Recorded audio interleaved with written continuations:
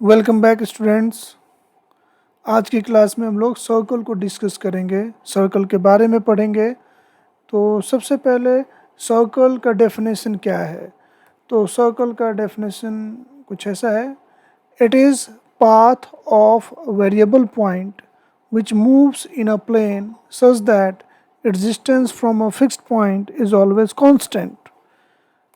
जैसे मैंने एक कांस्टेंट पॉइंट, ये पॉइंट सी क्या है, एक कांस्टेंट पॉइंट है। अब मेरे पास वेरिएबल पॉइंट P है, okay, P is variable point. अब P वेरी कर सकता है, P मूव कर सकता है, लेकिन मूव करते समय कंडीशन ये है कि P और C के बीच का डिस्टेंस हमेशा कांस्टेंट होना चाहिए। तो क्लियरली दिख रहा कि P एक सर्कुलर पाथ को फॉलो करेगा, कुछ ऐसा पाथ फॉलो करेगा। तो ये जो कर्व बना, curve, this is the circle. तो circle is actually what path of a variable point which moves in a plane in such a way that distance of variable point from a fixed point is always constant। और ये जो fixed point है इसे हम लोग क्या बोलते हैं? It is called center of the circle। and fixed distance, ये जो distance है fixed distance, this distance is called radius of circle। Okay, तो ये सर्कल का डेफिनेशन हो गया। ठीक है, तो इसका मीनिंग क्या? अब सर्कल, अगर किसी भी सर्कल के इक्वेशन को फाइंड करना है, मालूम करना है, तो क्या पता होना चाहिए? तो सर्कल का सेंटर और रेडियस पता होना चाहिए। ठीक है, तो अब हम क्या, अब नेक्स्ट जो सर्कल के इक्वेशन को लिखेंगे जो उसके सेंटर के कोऑर्डिनेट और रेडियस के फॉर्म में होगा, जिसे हम लोग बोलते हैं स्टैंडर्ड इक्वेशन ऑफ सर्कल। ठीक है, तो वो ऐसा है। नाउ देख सकते हैं स्टैंडर्ड इक्वेशन ऑफ सर्कल। तो equation of circle with centre x0, y0 and radius r is equal to x minus x0 whole square plus y minus y0 whole square equals r square। Okay, तो अगर किसी circle के centre का coordinate x0, y0 है, radius r है, तो circle का equation ऐसा होगा। तो अब इसे इजीली डिराइव किया जा सकता है। जैसे मेरे पास ये सर्कल है, okay, circle centre x0, y0, okay, centre is fixed. अब एक वेरिएबल पॉइंट ले लेते, तो वेरिएबल पॉइंट का कोऑर्डिनेट हमेशा x, y से डिनोट होता है। अगर मैं C और C एंड P को ज्वाइन कर दूँ, C और P को ज्वाइन कर दूँ, तो मुझे पता है CP क्या है? रेडियस के इक्वल है। Okay, it means CP is equal to R। तो CP square is R square, and by distance formula CP को फाइंड किया जा सकता है। CP क्या होता है? Square root of x minus x0 whole square plus y minus y0 whole square is equal to r square. Expression आ रहा है, ये ऐसा होगा x minus x0 whole square plus y minus y0 whole square is equal to r square. तो this is a standard equation of a circle. Okay, अब देख सकते हैं कि ये जो, अगर इसे एक्सपेंड करेंगे तो टर्म क्या क्या मिल रहा है? X square plus y square, then term x with some coefficient, y with some coefficient plus some constant term, ऐसा मिल रहा। तो दिख रहा है ये जो इक्वेशन है ये असल में क्या है? एक सेकेंड डिग्री इक्वेशन है। जिस now next we study condition for that second degree equation will represent a circle. Okay, तो जैसे मैंने यहाँ पे लिया है एक जनरल सेकेंड डिग्री इक्वेशन, जो कि यूजुअली इस फॉर्म में लिखा जाता है। क्या है ये? ax square plus by square plus 2gx plus 2fy plus 2hxy plus c equal 0। This is general second degree equation. तो क्या कंडीशन होना चाहिए? Condition for general second degree equation to represent a circle. तो सबसे पहला जो condition है, first condition is A B C plus 2fgh minus A F square minus B G square minus C G square, ये zero नहीं होना चाहिए, क्योंकि वी नो दैट कि अगर ये जीरो हुआ तो पेयर ऑफ स्ट्रेट लाइन को रिप्रेजेंट करेगा। तो सबसे पहला कंडीशन ये है कि general second degree equation pair of straight line को रिप्रेजेंट नहीं करना चाहिए। इसके लिए ये जो फर्स्ट एक्सप्रेशन है, this expression should not be zero, ये जीरो के इक्वल नहीं होना चाहिए।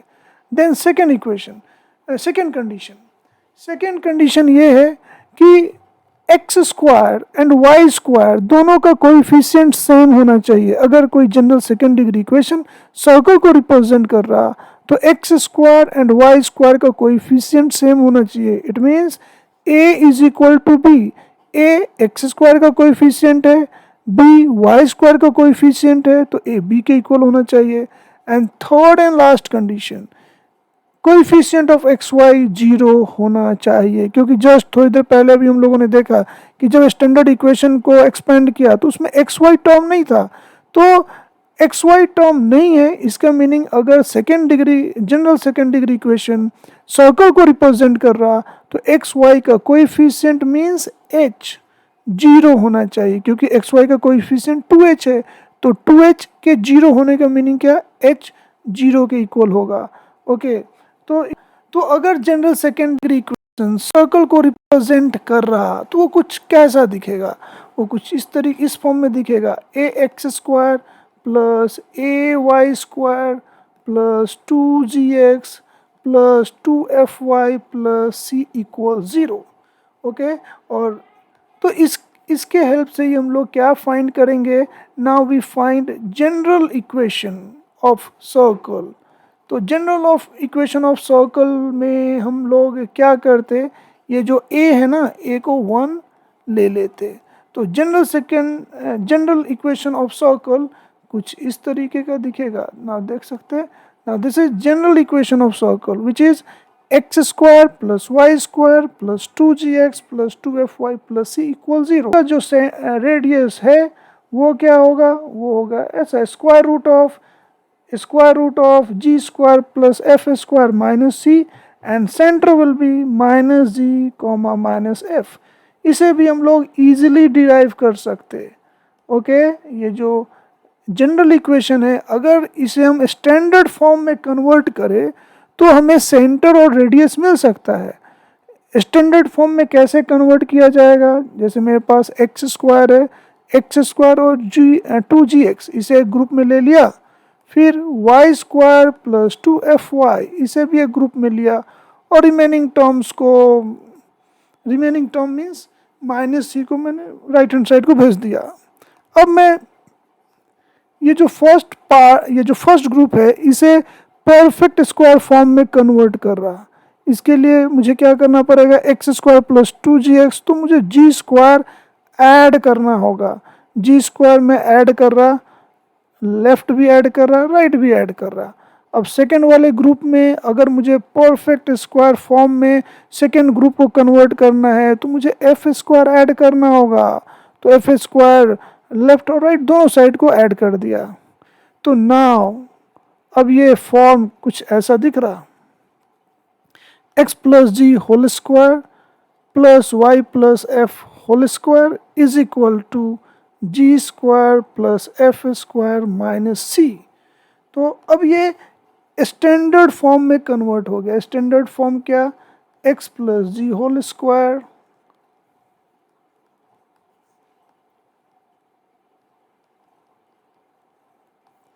ये स्टैंडर्ड फॉर्म। अगर हम इसको कंपेयर करें स्टैंडर्ड फॉर्म से, तो स्टैंडर्ड फॉर्म अपना क्या है, स्टैंडर्ड फॉर्म है x minus x not whole square plus y minus y not whole square equals r square. Okay, तो इन दोनों को अगर कंपेयर किया तो एक्स नॉट क्या मिल रहा, माइनस जी, वाई नॉट क्या मिल रहा, माइनस एफ, और रेडियस आर क्या दिख रहा है, तो it is square root of F G square plus F square minus C. Okay, तो इस तरीके से डिराइव हो जा रहा कि जनरल इक्वेशन के लिए सेंटर क्या होगा, minus G comma minus F and radius is square root of G square plus F square minus C, right. अब क्वेश्चन, कुछ क्वेश्चन करते हैं। तो पहला क्वेश्चन है मेरे पास, अब क्वेश्चन देख सकते हैं। Now this is find centre and radius of this circle. तो सबसे पहले क्या करना है, हम लोगों को जो हमारे पास जनरल इक्वेशन है उसे लिखेंगे। General equation x square plus y square plus 2gx plus 2fy plus सी इक्वल 0। अब इन दोनों को कंपेयर करेंगे, 1 और 2 दोनों को कंपेयर करते हैं। ओके, तो फ्रॉम 1 एंड 2 कंपेयर करने पे क्या दिख रहा, 2g इज इक्वल टू 2, देख सकते हैं 2g is 2। Okay, 2f is equal to -4, c is equal to -4। तो मुझे g क्या मिल रहा 1, f क्या मिल रहा -2, c क्या मिल रहा -4। तो सेंटर क्या होगा, center is, center we you know minus g minus f, it means center is -1 comma 2। okay, center मिल गया -1 comma 2 and radius is square root of g square plus f square minus c, which is what, 1 square plus -2 square minus -4।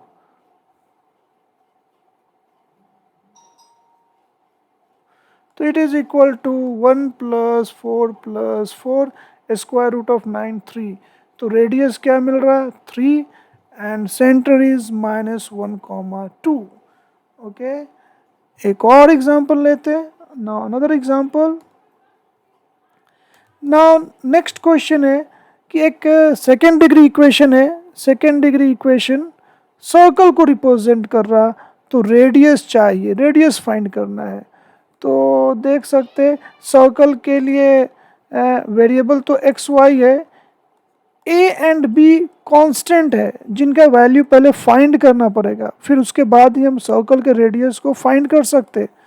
तो सबसे पहले हम लोग क्या करेंगे, condition apply करेंगे कि अगर सेकेंड डिग्री इक्वेशन सर्कल को रिप्रेजेंट कर रहा तो क्या क्या कंडीशन होना चाहिए। तो फर्स्ट कंडीशन ये है, coefficient of x square which is A is equal to coefficient of y square. तो ये मुझे फर्स्ट कंडीशन मिल गया कि a is equal to B.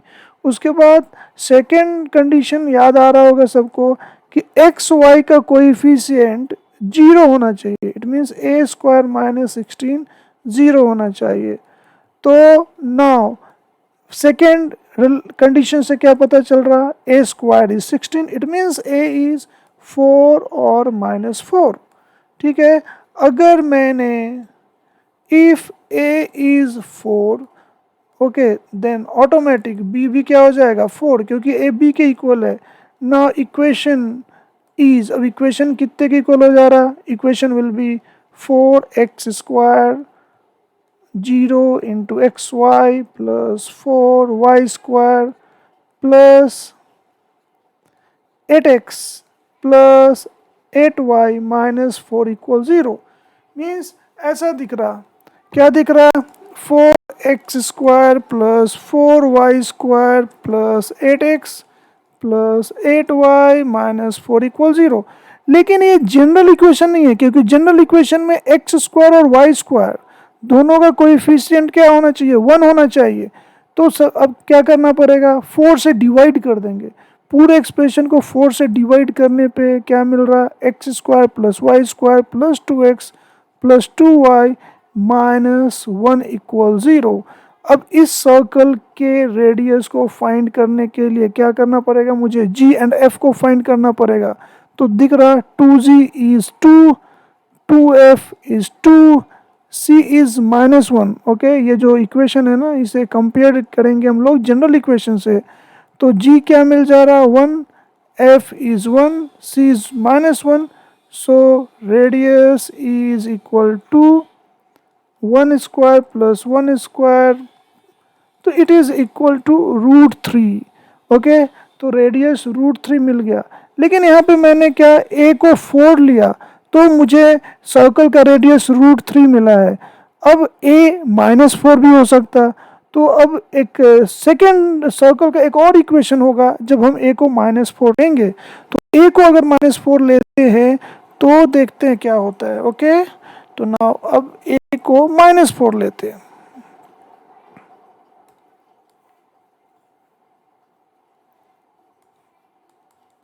If a is -4 then b is again -4।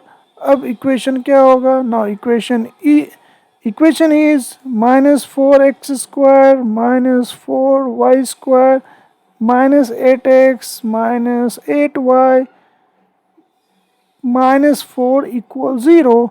-4 से डिवाइड करेंगे, जनरल फॉर्म में convert करने के लिए क्या करना होगा? -4 से डिवाइड करना होगा। -4 से डिवाइड करने पे क्या मिल रहा? ये कुछ ऐसा मिल रहा। अब यहाँ पे अगर कंपेयर किया इस जनरल इक्वेशन से तो 2g क्या है? 2, 2f is 2 and c is 1। It means g मुझे 1 मिल चुका, f भी 1 मिल चुका, c 1 है। तो रेडियस क्या होगा?